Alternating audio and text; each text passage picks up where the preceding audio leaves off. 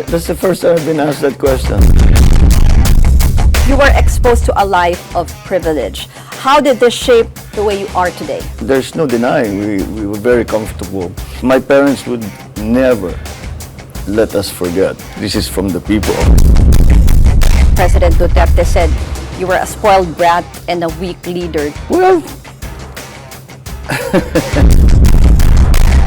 What makes you think and believe that you will be the champion for unification? I'm not the champion for unification. I'm just saying that unification and the unity is a necessary condition.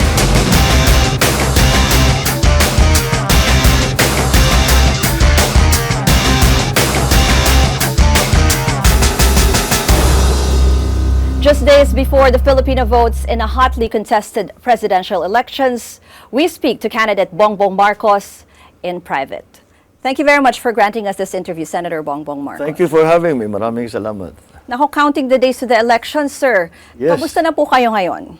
Well, malaking nawala yung pagod namin after the Easter weekend. So now we're back doing rallies and going out, and although syempre papunta na tayo doon sa organization, the people on the ground, to make sure everybody knows what to do. Vote protection, essentially. But again, to solidify. Kasi essentially, the surveys are very encouraging. Pero numero pa lang yan eh. Kailangan pang gawing boto yan, tapos kailangan bantayan yung boto na yan. So that's really what we are doing now. Although we won't stop. People tell me to take a day off, I cannot. Dahil ang training ko ganyan eh. Basta't eleksyon, kailangan porsigido talaga. So that's what, until the very last day that we can campaign, we will campaign. You know, sir, much of who you are today has been largely shaped by your past. You were 8 years old when you and your family moved into Malacanang. Can you tell us, what did you like about living in the presidential palace, and were there any downsides? 7 years old. I spent my 8th birthday in the palace already. I remember my father was newly elected president kasi my birthday is in September. At that time, pumapasok ang presidente in Enero. So, he took me to school. That was the last time that ever happened, I suppose. So, yeah, 7th, it was my 7th birthday. But my 8th birthday was the first birthday I spent in the palace. What was it like? In the beginning, it was really, parang it was a much simpler, parang bahay pa rin, and it was a very, things weren't so hectic. The palace is divided into the private areas and the office areas, yung mga tawag namin study room, and the offices of my father, etc. You're the presidential palace, and you always have to be, how do you say, at the very least presentable. Because the minute you leave your room, you do not know who's going to be there. I mean, there have been many times that I came out of my room, ang kasalubong ko, presidente, na nagsi-state visit, na kasama ng father ko. So mahirap naman, nakapajama akong lalabas. You know? So Bata pa kasi kayo eh, no? Yeah, we were still small, but you get used to it. I mean, you get used to the idea that the only real area are the private areas. The rest of the palace is an office. It was nice. What did I like about it? You're a little spoiled when you're in the palace, because anything, especially as a kid, you're very well attended to. You're very well cared for. But it's a very unusual, when pagbata ka, akala mo yung buhay mo kahit na medyo naiba. Akala mo normal yun, lahat ng tao, ganun. But we soon learned very quickly, because we had friends na, we go to their homes, and we go, then nagbabiyahe na kami. Nakikita namin, hindi, bang klase pala itong tinitirahan namin. Nakatira kami sa palasyo. Siguro na pag-usapan na lang natin, sir, kung sakali po ba manalo kayo, will that be your official residence, or like si President Duterte kasi ngayon, iba po, di ba? Yung tinitirahan niya sa bahay pangarap eh. Well, the palace is still the official residence. To tell you the truth, we haven't actually thought about it because ang planning, I always tell them, the planning horizon is until May 9. I guess we'll just have to attend to it when but I won't live outside of the palace. Yes. Dahil nandun yung opisina eh. So you cannot be too far away. Okay. And all the facilities, the communications, nandun lahat eh. So it's your office and you cannot really be very far away. You appeared in a movie as yourself in your father's biopic, Iginuhit ng Tadhana. You were a child giving a speech about your dream of becoming a politician. Ilang taon po kayo nun? Tsaka nung time na yun, naisip nyo na po ba na magpolitiko talaga? Well, hindi nawawala sa pag-isip. No one would let me forget that I was my father's son. Maliit pa nga ako, sasabi, one day magpresidente kayo. Yung mga pabiro. Pero you also mentioned in some interviews you wanted to be a rock star and an astronaut. That's right. Paano kayo napunta talaga? Pero napunta kayo sa politika. Was there ever, parang may track ba kayo papunta na lang doon? Hindi ko ma-explain. Umiiwas ako sa politika, talaga. Talagang tinutulak ako eh. Teenager pa ako, marami na nagsabi, ito yung gagawin mo. Sabi, ayoko, tapos na yan kasi nagawa na ng father ko yan eh. Tsaka nakita ko yung buhay ng father ko at saka mother ko. Ang hirap naman ng buhay nito. Ang daming sakripisyo, at saka ang bigat ng trabaho. So sabi ko, hindi ko na lang gagawin yan. And in my studies, I tended towards mathematics and science. So, yun yung astronaut part na yun. At the time, I was watching the preparations for the moon landing. Moon landing was in 1969. So, yun ang talagang tinitignan ko. In fact, when my father had a state visit to the United States in 1968, Senator Inouye, who was a good friend of my father, sinalubong kami sa Hawaii. And Senator Inouye asked me, what do you want to do while you're in the States? My first answer immediately is, I want to visit NASA. So, linipad ako sa Cape Canaveral in Florida. And they took me around and I was like, so that was my interest, my dream. And then when I was studying already yung high school level na, sabi nung isang my housemaster, yung pare na nagtuturo sa amin, sabi, you're always magulo, ang gulo-gulo mo, siguro wala kang you have too much time in your hands. Study an instrument. So I did. And I've got very, very, very interested in music. Only because also in our house, because my mother is very musical, laging may music, so it was something that was very close to. And then, I was exactly at that age. When I first went to England, I was 12 years old. But we're talking 1969. So, rock and roll, right? Yun ang, nasa London pa, nasa England pa. Not in London, but in England. So, talaga, yung mga nababasa ko, napupuntahan ko, napapanood ko, yung mga sikat na naging kaibigan ko. So I got very, very interested in music. Pero yun nga, sir, you ended in politics and you would always say na malaking influence ng dad nyo and your mom. Pero meron po ba kayong differences with your father or can you remember a time na you had a disagreement? No. He's the boss. You don't disagree. If he tells you to, because he's always right anyway. As far as in our situation, hindi naman nagkakamali yun. Hindi naman magbibigay ng bad advice yun. At saka kung may inutos sa'yo, kailangan mo talagang gawin because hindi naman niya gagawin, hindi niya ka namang utusan kung hindi importante. We will talk more about your family and also politics because the Marcos family is back in national politics, and how did they do it? We will talk about that and more when we return. This is In Private on CNN Philippines.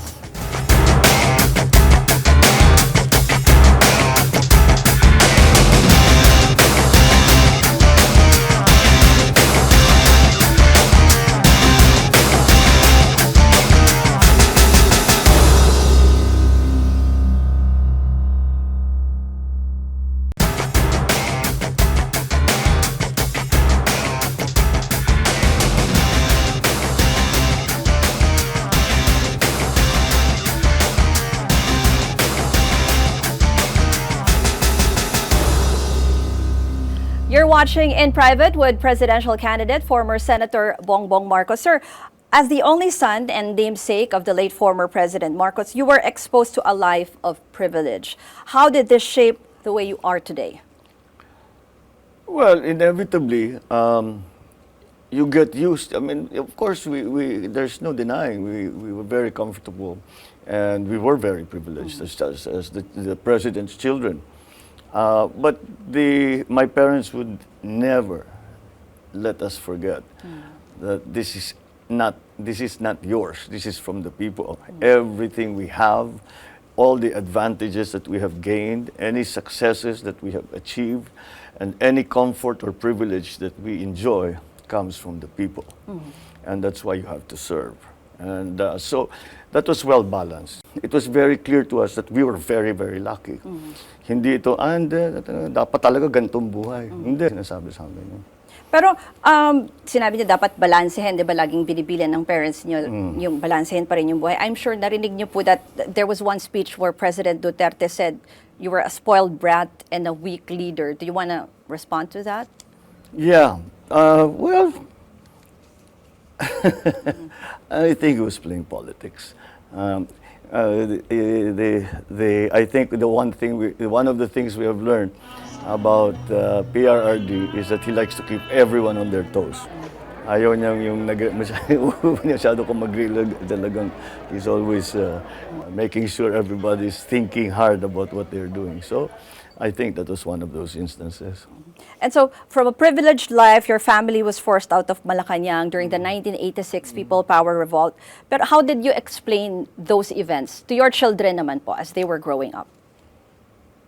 Well, my children, when they started, it really happens when they start to read. They can read the newspaper already. And my children were born in essentially the 90s. So, andyan pa rin, meron pa rin mga anti-Marcos na galit sa father ko, galit sa amin, etc. And I gave them the same explanation that it wasn't my parents but my aunts and uncles. I remember when my father was Senate President, every day, ang dyaryo, oust Marcos, oust Marcos, oust Marcos. I don't know, hindi ko na naintindihan, but it was a big, big issue. Kasi patakbo na siya ng presidente noon. So, oust na. Sabi ko, so I asked one of my uncles, and I said, ba't ganyan? Ano bang ginawa ng father ko? Ba't galit sila? Sabi niya, hindi, ganyan talagang politika. Because gusto nga silang nakaupo dyan. Kaya gusto nilang tanggalin yung tatay mo para sila na ang umupo. Ganyan lang talagang politika. Sabi niya, walang nanalo ng election by 100%. Laging may babatikos yan. Yan ang buhay ng politiko. So, I mean, it's something that we understood immediately. And that's the explanation that I gave my children. And how about a lot of our voters now are more than 50% youth talaga, yung mga millennials, Gen Z. How about the issue of martial law? How would you explain it to them? Well, I think the best people who can explain it to them are the relatives who went through it. And we have explained it. We've been explaining it for 40 years already. And, you know, I explained it by saying that the situation at the time was dire. We were fighting a war on two fronts. We had the secessionist movement in the south. We have the dissident NPAs, CPP NPA in the countryside. And there was something, and these were people who wanted to bring down the government, and the government had to defend itself. So that was my understanding. That's always been my understanding of it, and I think it was so, because if you look at the historical record, totoo naman, ganyan naman talaga ang nangyari. So that's why I think that's how I explained that was what your lolo had to do. He felt he had to do that. But once in a while, and you have also mentioned this, na nabibiktima din po kayo ng fake news, sinasabi nyo. Yeah, but so, Everybody, is, it's a social media. It's a social media. Everybody's a victim of fake news. so kayo po, tingin nyo, may mga ganun na rin, parang fake news targeted against you? Oh yeah. Oh, I could give you a whole list of hundreds of instances with that. But Senator, kasi I just have to ask you that misinformation is also being attributed kasi naman to your supporters, to your online supporters. Even Facebook and Twitter, they took down hundreds of pages of spamming behavior kasi daw parang hindi siya organic. Or how do you say about allegations that your supporters have a machinery of disinformation, and when you say organic, it's not Find me true? one. Find me. Show me one. One. Just one. May mga tinanggal po ang Twitter and Facebook. But those are their individual accounts. And besides, I don't know. The Twitter. Some of these things are, these are from the United States. They don't know what's going on here, so maybe they might be mistaken in some instances. But again, these are individuals. Yung sinasabi ng trolls, thousands, so hanapan mo ako ng isa. Just one. Find me a troll. What you're That's saying working is for us. they can't prove it and They directly don't link it to you. exist. That's why you show me the place where there are hundreds of trolls sitting in front of a computer spreading fake news. It doesn't exist. But, If ever ang malakas ang loob ko kasi alam kong hindi nangyayari yun eh. na walang trolls that can be directly linked to your campaign or to you. There are no trolls. We have no trolls. Okay. None. Not a single one. I have been offered a click army. I've been offered a troll. Hindi ko ginagamit yan. Because it's very simple. You know what the evolution of that is? Is because when I started doing the vlogs, which is we're now up to our 210th, something like that. When we started doing the vlogs, ibuboost ba natin? Mag-a-add ba tayo? Sabi ko, wag na kasi hindi natin malalaman kung ano talaga yung numero.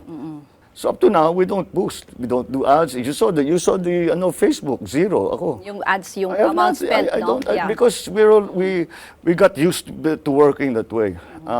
And alam mo, ang mga bata, the most heavy users of social media are younger people. My son showed me 2 clicks. It's a troll. 2 clicks, that's boosted. Wala na, it's not effective anymore. Kitang-kita mo naman yung mga comment, diba? Pare-pareho. Iba kunwari, pare-pareho yung address, iba-iba yung sinasabi. O pare-pareho yung iba-iba yung address pero pare-pareho yung sinasabi. Halatang-halata naman eh. So it's So moving not, forward, sir, useful. would you support, kasi may bills po pending bills, diniscuss na rin siya on committee level, that will penalize propagators of fake news or disinformation. Kung gagawin siyang batas, sir, How do you do it? as a policy. How do you do it? One of the greatest advantages of the internet in general, not just social media, is that it's interactive and it's open source, if that's what you want to call it. So anybody can participate. And how do you control that? And why would you want to? So it is so far self-regulating because it's really very hard for a government to control it. Siguro Zuckerberg can control it, but Yung I don't know mismong if we administrators can. I don't know if even if you there's there's an action that legislation is always behind technology. Because it takes time for the legislators to understand what the technology really means, how it works. By which time, it has moved on already. Kaya laging behind yung batas. So, I don't know how you will do that. I think the only defense for everybody is to interact and to read everything. Don't read one thing. Yung tinatawag na echo chamber. Kayo lang. Ang galing-galing mo. Hindi, galing talaga. Hindi, ang galing. Nagbubulahan lang kayo. So it's you have to be more. You have to show a little discretion in what you believe in. Sir, next, let's talk about your message of unity. His aspirations for national unity and a glimpse of his presidency. More of that with presidential candidate, former Senator Bongbong Marcos, when we return.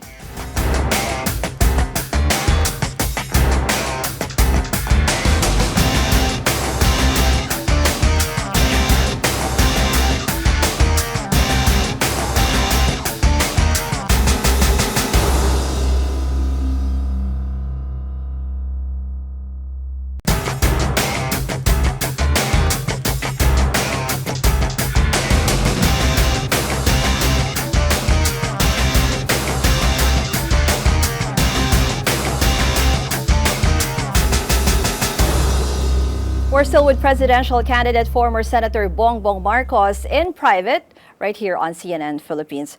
Senator, so if you want to be a father to the nation, people would be interested to know how you lead your own household. Paano po ba ang buhay sa loob ng bahay ng pamilya Marcos? I don't know. That's the first time I've been asked that question. I don't know how to answer that. Of course, we all think it's normal. And I'm sure it's different from everybody else, at least a little bit. But we live the generally very perfectly normal life. Mga anak ko kasi, Sanders 27, 26, 25. So dikit-dikit sila. So they're just most of the time, most of their past few years has been them studying. So kami lang dalawa nung kami mag-asawa because they studied abroad. So it's wala, simple lang naman ang buhay namin. It's really, with my wife especially, it's all work. She's a lawyer, and as most lawyers do, they work very hard. So does she. And ako naman, of course, when I was in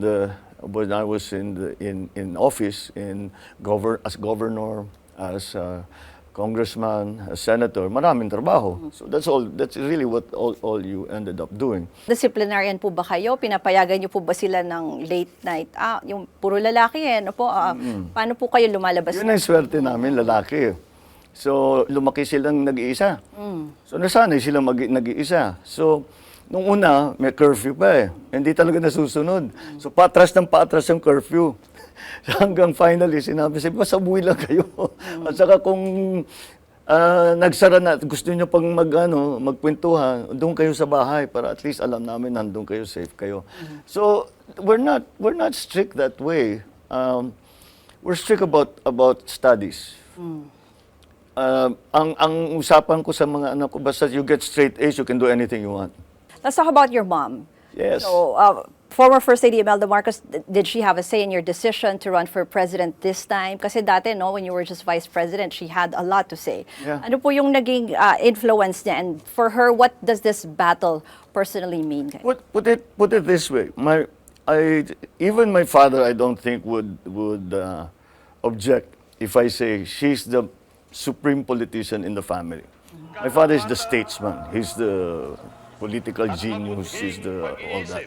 Yung mother ko, talagang politika yung makita mo eh. My mother can connect with anyone. From her classmate from I don't know how many years ago to the person working in the palengke to Gaddafi to the Queen of England. Lahat na nagiging kaibigan niya. Anything that happens in politics, we always ask her, what do you think? Is this a good idea? Should we do it like this, or should we wait? Or laging, and I can say that I learn something new every time I talk to my mother, especially yung seryosong usapan na politika. I always learn something new. And so yes, she has always a very big influence on everything. As to deciding to run for the presidency, well, it was, of course, she was part of the pero it wasn't, hindi ko miniting na anong gagawin natin. It's just, every so often, ma'am, ano kaya? Ano sa palagay mo? Anong tingin mo? Anong basa mo sa sitwasyon? Ang galing niyan eh. Alam niya at saka she knows the person and she's seen it all before. So, yes, she's now a little frustrated because pinagbabawalan namin sumama sa rally. Eh gustong sumama, lalo na pagka yung mga Tacloban, yung mga sa Leyte, yun sabi niya, I can help you with your campaign, kanya. Sabi ko, yes ma'am, but it's COVID pa delikado pa So yun, medyo frustrated siya ng konti when my sisters come and watch a rally or watch may event. Sasabihin nila, alam mo, si mami tawag ng tawag.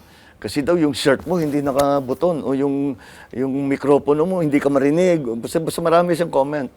Talagang siya, very conscious siya sa ganyan. So, yes, she's very, very, very involved in everything that we're doing. But the decision was mine. I really have to say that the decision was mine. Of course, I consulted everyone whose opinions I value. Talking about the women in your life, Senator, ano po ba ang magiging role ng wife nyo if and when you become president, and also your sister, si Senator Amy? Well, Amy will be senator for another 3 years. So I'm sure she will continue doing her advocacies and yung mga interests niya at yung mga simulaan niya. I was just discussing this with my wife before coming here. And she teaches kasi. So she considers herself not only a lawyer, but she considers herself a teacher. And she says that she would like to be able to help, even especially, ayaw niya nasa public capacity. She wants to be independent in a sense now. She's working privately to help the educational system somehow. As an example that I've said, when I was governor, that's when she started teaching because she said it would be improper for me to practice in the province kasi alam mo na, influence peddling na lang ang mangyayari diyan. So nagturo na lang siya. And basta there were instances na nagpatulong ako sa kanya, lalo na nung pinuntahan ko yung jail namin. Sabi ko, kalahati dyan, dapat hindi nakakulong wala lang abogado yan Kaya nandiyan pa yan. So then, dinala niya yung mga estudyante niya, they gave free legal advice, all of these things. Marami silang natulungan. So I'm sure it will be something in that vein. Okay. Yeah. And you have said a few times before na when you were asked what's the worst mistake or worst quality of your father, na sabi mo, he trusted the wrong people. Pero Senator, I'm saying, ngayon pa lang daw marami nang nag-o-audition to be a part of your cabinet So parang paano po ba kayo magtitiwala, and what will be your basis in choosing the members of your cabinet? Well, number one is competence. There's no use hiring somebody who's incompetent. Yung willingness to work willing to sacrifice. Because look, the key to the next administration is going to be the economy. The failure and success of the next will be how we handle the economic situation. Hindi pa naman tayo post-COVID, But as we try to recover, we try to manage COVID, and how do we, and the new world, COVID changed everything. So the managers, the economic managers are going to be key. The best economic managers are in private life. Mayayaman na yan. Ang laki ng kinikita ng mga yan. To have asked them to come into government and to put all their assets in a trust or however the system they're going to use is, and to give up that very how do you say, lucrative, successful and life is not an easy thing. May naisip na po ba kayo ngayon ng mga pangalan?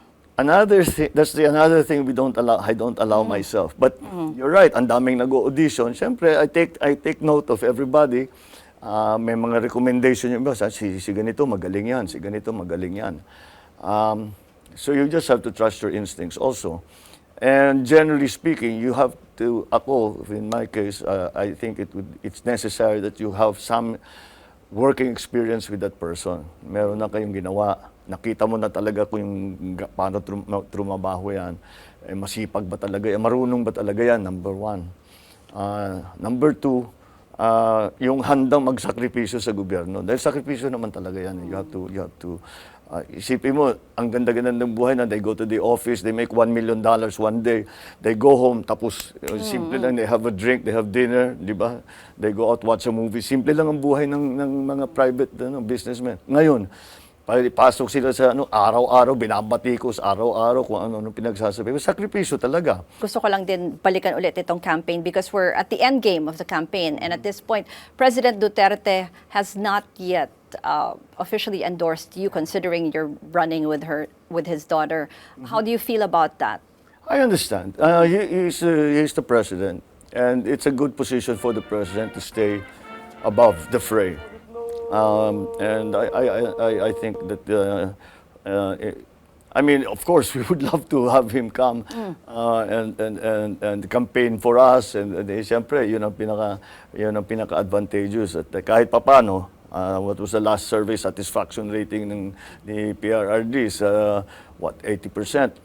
Which means people trust him. Pag sinabi ni Pangulo, sabi niya, ito yung dapat nating iboto, maraming makikinig sa kanya. Kasi may tiwala sila sa kanya, 80% nga ang tiwala sa kanya. So malaking tulong sana yun. But I can see why, as president, he preferred to be above it all. And just make sure that which is what he's doing now, is to make sure that the conduct of elections is accountable, is clean, is transparent, etc., etc. Your opponents, some of them, have warned of destabilization if you become president. Do you think there's basis for that, and how will you deal with possible destabilization attempts should you win? Put it this way. Should I win, will my supporters destabilize?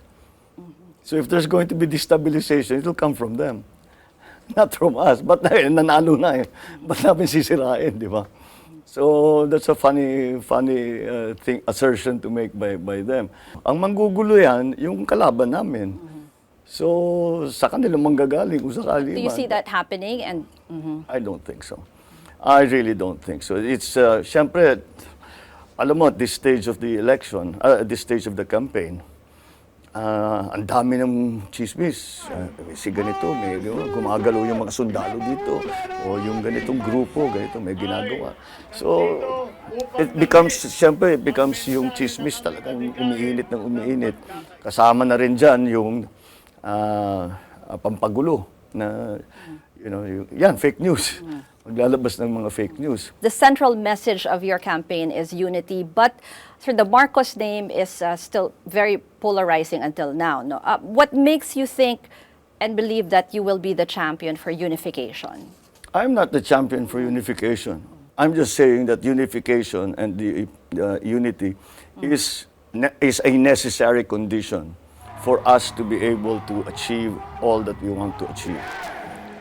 The champion for unity are Filipinos, because Filipinos have it in their heart already to love each other, to love our country.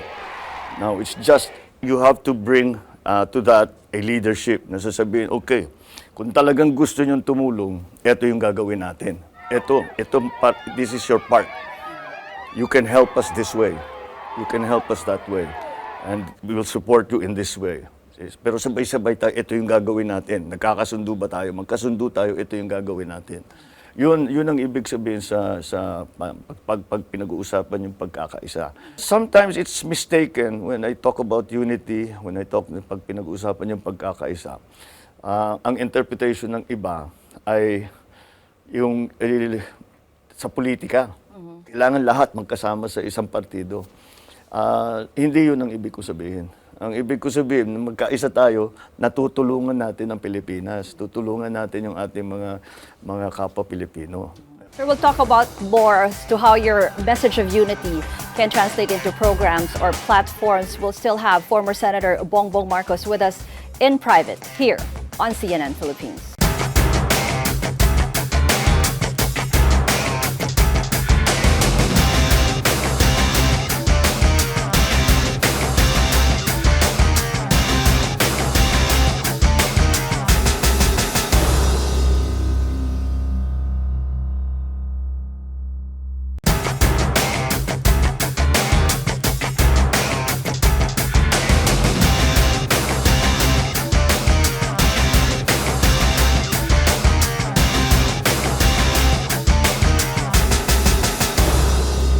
You're watching In Private on CNN Philippines, still with presidential candidate, former Senator Bongbong Marcos. Sir, when you become president, what will be your first concrete step towards achieving unity? Siguro narinig nyo na sinasabi ng mga tao, kaya ba ng unity pababaan ng presyo ng gasolina? Kaya ba ng unity magdala ng trabaho?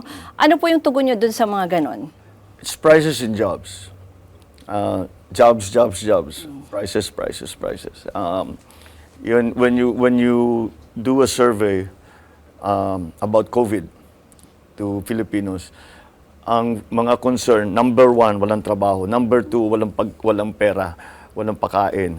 Ang pinakamahirap talaga yung nag-lockdown tayo ng husto. I mean, hindi lang naman tayo. Everybody around the world had to do it. No? But yun ang pinakamahirap. Kaya siguro wala nang lockdown. Kasi yung nung panahon ng mga lockdown, we had hindi pa natin alam eh. Hindi pa natin alam kung ano ba talaga yung COVID. Tapos wala tayong vaccines, hindi pa tayo ready. We didn't know how to treat it. We weren't really that good yet. So we just, option lang, lockdown. Siguro, tama na yung huwag na tayong magla-lockdown dahil may vaccine naman. Marami na tayong natutunan, medically speaking. It's all about how to create jobs. And you look at the areas, what's the fastest? First of all, the MSMEs, number 1. Ang daming nalugi, ang daming lubog sa utang. So I think the government, together with the private sector, can do something about that. And the government, in terms of fiscal policy, taxes, na siguro bigyan ng tax holiday, tax amnesty, yung mga hindi nakapagbayad ng lockdown, things like that, para bigyan naman sila ng breathing room, no? Makabuelo naman sila. And then on the private sector, yung magbigay ng financing. The other area na mabilis ang return is agriculture. Because we really have to do something about our agriculture anyway.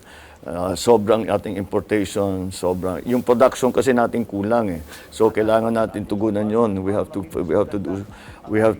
go back to doing research. We have to support the farmers. The whole value chain from research and development to production of seedlings, to livestock dispersal, to giving away bangka na mas malaki. The other isang experience ko nung nag-governor ako was tourism. Ang bilis ng tourism, ng returns ng tourism. But we have to do it in another way. Siguro because yung airport natin dito sa Manila is limited in its capacity. I think the real capacity 6.57 million passengers a year. That's not enough. We need to have more. We keep talking about 10 million, pero hindi natin aabutin yan. So, magtayo tayo ng magagandang airport para hindi na kailangan dumaan sa Maynila. Another one that it's actually something I suggested in a long time is like the New Deal of FDR during the crash of the stock market in 1929, called the New Deal, where talagang gumawa sila ng infrastructure program. Trabaho yan eh. Siguradong trabaho yan eh. And you need the infrastructure anyway. You really need infrastructure. The only siguro yung papalitan natin is that we have to have in all of this, you have to have a plan. Hindi mo pwedeng sasabihin, sige, dyan gawin natin yan. Yan gawin, ano na. Kailangan may plano tayo. Dahil limited ang resources natin eh. Ang utang natin, 13 trillion na. Kailangan natin bawiin yun, paano natin gagawin. So, we have to be very careful with what little funds we have. Yung new taxes, because you mentioned about the national debt, are you all for new taxes, imposing new taxes? Depends on what sector and what area. But if the brunt of it is going to be felt by the consumer, I would not be very partial to that. For the simple reason, hirap na ang mga tao. Huwag mo nang dagdagan ng bigat ng hirap ng tao. Everywhere you look, then our educational system, we have to really fix it very, very well. We have to support the teachers more. And when I talk about support, it's not just the sweldo, it's not just the benefits, it's also the training. Because hindi, wala, you know, the technologies, the new thinking is moving so quickly. You have to be able, the teachers should have the benefit of that, of knowing all of that, para maituro nila sa bata. Para yung kabataan natin, pag-graduate, talagang magandang and then scholarship programs. Dagdagan natin ang scholarship programs. The agency should have scholarship programs. Like the DA will have scholarship programs for agronomists and agriculturists and hydrologists and yung mga kailangan nilang expert. Yung ganun, we need engineers maybe for the energy side. We need for the DOJ, we need the good lawyers. We have to improve the bureaucracy. We have to improve the quality of public service. So what's going to be your program in terms of fighting graft and corruption? How will you promote a culture of accountability in government, and how will you lead by example in this area? Well, leading by example is very simple. You do not tolerate any kind of this kind of na ginagawa na kinukuha yung pera ng gobyerno. At the lower level in the bureaucracies, if we improve the efficiency, ang ideal dyan, lalo na sa lower levels, walang fixer. At the higher level, it goes back to the people you choose. Meron talaga dyan na walang iniisip pagka na-appoint, iniisip paano tayo kikita rito. Huwag tayong kukuha ng mga ganun. At kung meron mang nakalusot na may ginawa, parusahan mo. Sir, may mga international think tank like you have Bloomberg, Capital Economics of the UK, Pantheon Macroeconomics, hindi sila kumbinsido na makakabuti para sa ekonomiya ng bansa ang kung kayo po ang magiging Pangulo. What will you tell them specifically to change their minds? I will not tell them, there's no need, I will do things. They're not convinced, we will convince them. Tingin nyo ba if they're talking about, it won't be bad for the economy, may obstacles kaya if ever they're gonna put in more investments? I think those are more political statements than actual economic analysis, if you ask me. Because, I don't know, I suppose there's they feel that maybe magkakagulo, etc., that it won't be stabilized. And they may have a point. But we know that. So kung sakali man ay panalo ko itong eleksyon, babantayan namin yung mga ganun. Hindi naman tayo lang natutulog.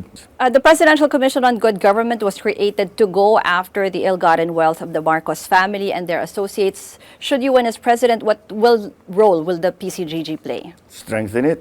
Kasi pinag-uusapan mo yung corruption, graft and corruption. Yan ang trabaho nila. Patibayin mo, give them a bigger budget, give them more staff para habul-habuli talaga nila lahat. Then mag-file sila ng kaso sa ombudsman. Pero may kukunin pa po silang more than 170 in litigation pa. Meron pang more than 100 billion pesos in litigation. What can be done with that? I don't know. I am not familiar with the cases. I'm not familiar with the cases, and that's literally case to case. No, those are. Pero yung sinasabi yung strengthen, so how can you expand the functions? How can you strengthen it? So that instead of directing themselves against the Marcoses only, I mean, if I have, kung meron akong corrupt na kamag-anak, lalabas yung pangalan niya. But not only us, lahat. Lahat. Kasi malayo nasa ibang panahon na tayo eh. Hindi na yun ang issue. Ang issue is just graft and corruption in government. And they're already there. Di gamitin mo na. Patibayin mo pa. Para talagang meron kang agency na walang ginawa. Kung hindi, nagbabantay na walang gumagawa ng kalokohan. Sir, itong issue ng ill-gotten wealth, and then you have the compensation law na natapos ng bayaran more than 11,000 martial law victims. I know you've been asked about the apology and you already said that you cannot apologize for something that you didn't do. Pero yung violations, the mistakes, kayo po mismo, what are your thoughts about these ill-gotten wealth amassed and human rights violations committed let the under courts the do their Marcos? work. Let the courts do their work. Kami naman, lagi namin sinasabi, if a court orders us to do something, we will do it. So, that the courts do the work. But in terms of your policy, if ever you win, to against the culture of impunity, what will be your policy? What culture of impunity do you... In terms maybe of yung hindi po napaparusahan, yung mga in terms of human rights violations. Again, let the courts do their work. You know, that's the whole thing, is that we have to strengthen our institutions. Nagiging politicized ang institutions natin because, I don't know, because that's the system that we have in place. We have to strengthen our institutions so that it doesn't matter who is in power. Isigit ko na, sir, itong question ko for the media. Medyo selfish dahil media po ako. So, paano po kaya ang magiging coverage sa inyo? Kasi ngayon medyo yung iba nahihirapan daw i-approach kayo even for ambush interviews, or if ever maging presidente po kayo, paano po ang magiging pakikitungo nyo kaya sa media? Put it this way, ako, palagay ko hindi ako maglalagay ng spokesman. Haharap ako sa media. I don't understand but That would be good for us to cover you but may directly. spokesman ng presidente. Kaya naman i-explain ng presidente kahit na ano eh. So, yun, ganun na lang. You have, the old system was they have a press officer who conducts through regular press secretary, who conducts regular briefings. Especially kung may malaking issue na pumutok, magbi-briefing yan. Ngayon, if the president decides to make his own statement, that's that, pupunta sila, then they will face the media, and yun ang pag-uusapan yung kung ano man yun, magpapaliwanag, o mag-inform, o mag-brief, or whatever. So, balikan natin yung sistemang yun.